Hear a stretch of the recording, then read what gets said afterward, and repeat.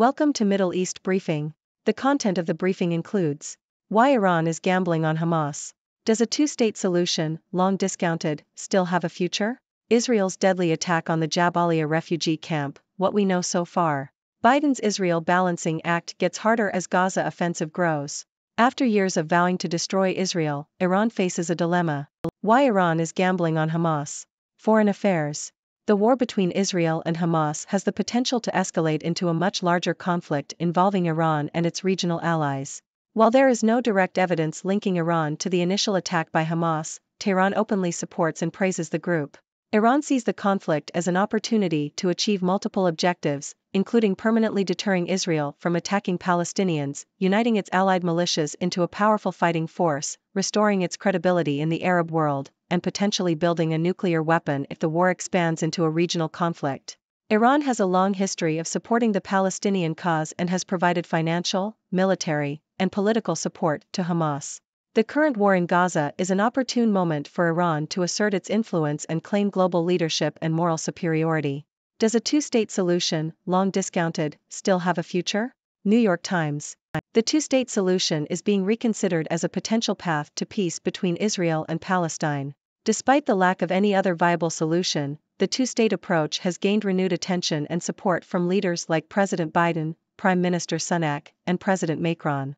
The idea of Israelis and Palestinians living side by side in their own sovereign countries is being discussed not only in foreign policy circles but also among the combatants themselves.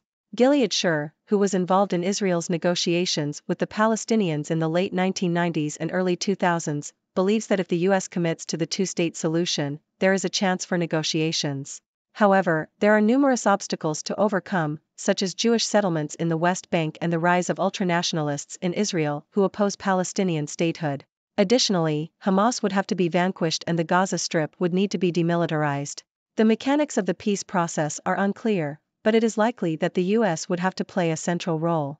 Despite the challenges, some Palestinians argue that the recent violence has made Israelis realize that they cannot manage conflict without addressing the Palestinians' aspirations for nationhood. Israel's deadly attack on the Jabalia refugee camp, what we know so far. Al Jazeera.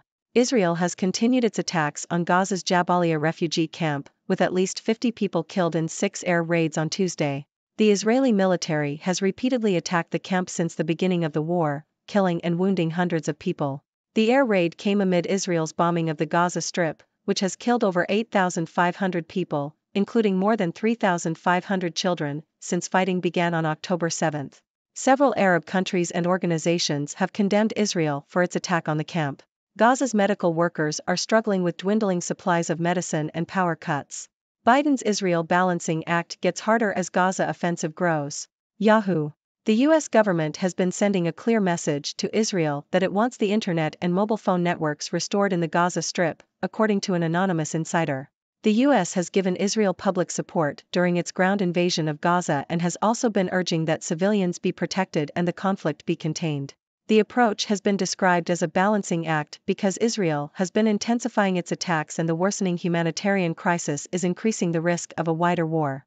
The U.S. has called for a pause in the fighting to allow aid to be delivered, however, Israel has been cool to the idea. Meanwhile, Arab governments have heavily criticized Israel for its attack on a refugee camp in the north of Gaza, which resulted in hundreds of deaths and injuries. The criticisms raise questions over whether the U.S.'s public support has been the right approach and whether President Biden has done enough to prevent the conflict spiraling out of control. After years of vowing to destroy Israel, Iran faces a dilemma. New York Times. Iran is grappling with how to respond to the recent invasion of Gaza by Israel, and whether to take action to support its proxy militias in the region. Ayatollah Ali Khamenei, Iran's supreme leader, and other Iranian officials have long declared their aim to destroy Israel. However, Iran does not want a full-scale war with Israel, as this would risk losing military capabilities and credibility, and could attract the involvement of the U.S. military. Instead, Iran wants to maintain a level of control and deniability over its proxy's actions. Iran's allies, such as Hezbollah, have launched limited attacks on Israel, which aim to keep Israel under pressure and limit its ability to wage war against Hamas. Iran hopes to apply pressure on the U.S. administration to rein in Israel, or at least make the U.S. pay a price for its support of Israel. However, there is a risk of miscalculation, which could lead to the conflict spiraling out of control. What is the most important and urgent task for China in the Israel-Gaza war? South China Morning Post. Experts attending a security forum in Beijing have said that China must work with other major powers in order to play an active role in mediating the Israel-Gaza conflict. They argued that China, as the largest trading partner to Arab countries and the leader of the Belt and Road Initiative in the Middle East, has the leverage and capabilities to intervene in the conflict. However, they stressed that China needs to work with other major powers to achieve an immediate ceasefire and prevent the crisis from escalating further. Israel carries out new strikes on Gaza camp as wounded trickle into Egypt. Washington Post. Israel has carried out another deadly strike on a refugee camp in Gaza, the third in less than 24 hours. The strikes come as Israel intensifies its military operations in Gaza, while a humanitarian crisis deepens. According to the UN Office for the Coordination of Humanitarian Affairs, as of Sunday, nearly 2,000 people have been reported missing and could be trapped or dead under rubble in Gaza, with over half being children. The bottleneck of medical supplies and aid to Gaza has meant the health system is collapsing, medical workers are overworked, and supplies are running out. Two former cyber officials have advice for the National Cyber Director nominee. Washington Post. A Senate panel on Thursday will vet the nomination of Harry Coker to be the second-ever permanent National Cyber Director. The person who had the job before him, and another former top cybersecurity official who worked with the National Cyber Director's office, have some advice for Coker: strive toward cohesion with other federal cyber players, and focus on implementing the policy goals the administration has prioritized. Inglis believes that the aforementioned national cybersecurity strategy that his office spearheaded was a good piece of work despite some criticisms that it ended up being, as he paraphrased, everything, everywhere, all at once. It was a group effort with agencies and the private sector and built on the work of previous generations, Inglis said. Squad members face Democratic primary challenges over Israel stances. Washington Post. A growing number of Democrats who have been critical of Israel are facing primary challenges from fellow Democrats who are more supportive of the Jewish state, leading to a growing split within the party. One of the most high-profile challengers is St. Louis County Prosecutor Wesley Bell, who had been running against Republican Senator Josh Hawley but is now challenging Democratic Representative Cori Bush.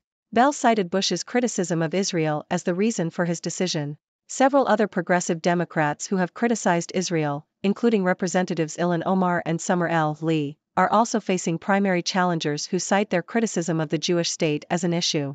The growing tension over Israel in the Democratic Party comes as a number of progressive groups, including the Liberal Political Action Committee Justice Democrats, accuse the American Israel Public Affairs Committee, AIPAC, of targeting Democrats who criticize Israel. AIPAC has denied the accusations. Police investigate as pro-Palestine activist throws mice in McDonald's. The Independent. An investigation has been launched after a pro-Palestinian activist released a box of mice into a McDonald's restaurant in Birmingham. The incident was captured on video and shared on social media. The video shows a man with a Palestinian flag wrapped around his head calmly releasing the mice, which were painted in the colors of the Palestinian flag, causing customers to panic. The man and his accomplices can be heard shouting anti-Israel slogans and calling for boycotts of McDonald's, Disney, and Starbucks. This is the second incident of mice being released at a McDonald's in protest over the bombing of Gaza. McDonald's franchises in several countries have disassociated themselves from the Israeli franchise, which had claimed to have donated meals to IDF soldiers. The restaurant has been fully sanitized and pest control has been called in for inspection. West Midlands police are treating the incident as a public nuisance offense and are actively investigating to identify and arrest those involved. That's all for today's news from the 6 Degrees World. I'm Dr. Six, your trusty observer, bringing you the latest updates from around the globe. Let's recap the key stories. 1. Iran's support for Hamas in the Israel-Hamas conflict is seen as a strategic move to achieve multiple objectives, including deterring Israel, uniting allied militias, and restoring credibility in the Arab world. 2. The two-state solution between Israel and Palestine is gaining renewed attention as a potential path to peace, with leaders like President Biden expressing support. However, there are significant obstacles to overcome. 3. Israel's continued attacks on Gaza's Jabalia refugee camp have resulted in numerous casualties and condemnation from Arab countries and organizations. 4. The U.S. government's balancing act in supporting Israel while urging for a pause in the fighting and aid delivery is becoming more challenging as the conflict escalates. 5. Iran is facing a dilemma on how to respond to the invasion of Gaza, as a full-scale war with Israel risks losing military capabilities and attracting U.S. involvement. 6. China is urged to play an active role in mediating the Israel-Gaza conflict due to its leverage and capabilities in the region. 7. Israel's intensifying military operations in Gaza have resulted in deadly strikes on refugee camps and a worsening humanitarian crisis. 8. The nomination of Harry Coker as the National Cyber Director is being vetted, with advice for him to focus on cohesion and implementing administration priorities. 9. The Democratic Party is experiencing a split over Israel, with progressive members who have been critical of Israel facing primary challenges from more supportive Democrats. 10. An investigation has been launched after a pro-Palestinian activist released mice in a McDonald's restaurant in Birmingham, UK, as part of a protest against the bombing of Gaza. Now, let's dive into some analysis. Iran's support for Hamas in the Israel-Hamas conflict is not surprising, given their long history of backing the Palestinian cause. By openly supporting Hamas, Iran aims to assert its influence, claim global leadership, and potentially advance its nuclear ambitions if the conflict expands. However, a full-scale war with Israel is not in Iran's best interest, as it risks losing military capabilities and attracting the involvement of the US. Thus, Iran prefers to maintain control and deniability over its proxy's actions. The two-state solution is being reconsidered as a potential path to peace, with renewed support from leaders like President Biden.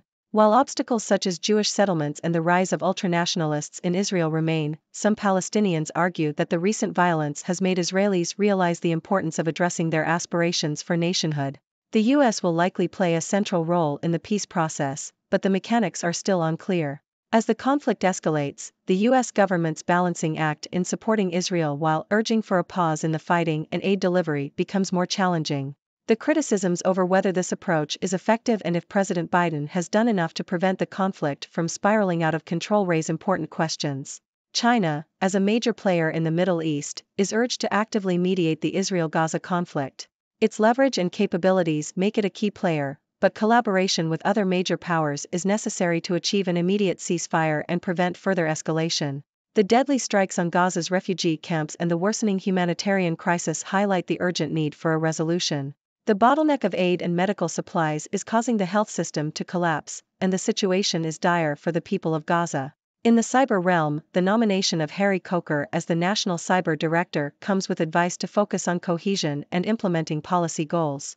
Collaboration with other federal cyber players and prioritizing administration goals will be crucial for success.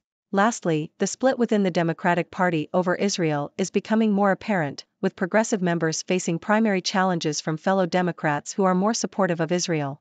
This tension is occurring as progressive groups accuse AIPAC of targeting Democrats who criticize Israel, further exacerbating the divide. That's all for today, folks. Now, I'd love to hear your thoughts. What do you make of Iran's support for Hamas? Do you think the two-state solution still has a future? And what role should China play in mediating the conflict? Join the discussion and share your ideas. Thank you for tuning in. The content above showcases the latest briefing reports and analytical synopses, thoughtfully curated by the 6Do team.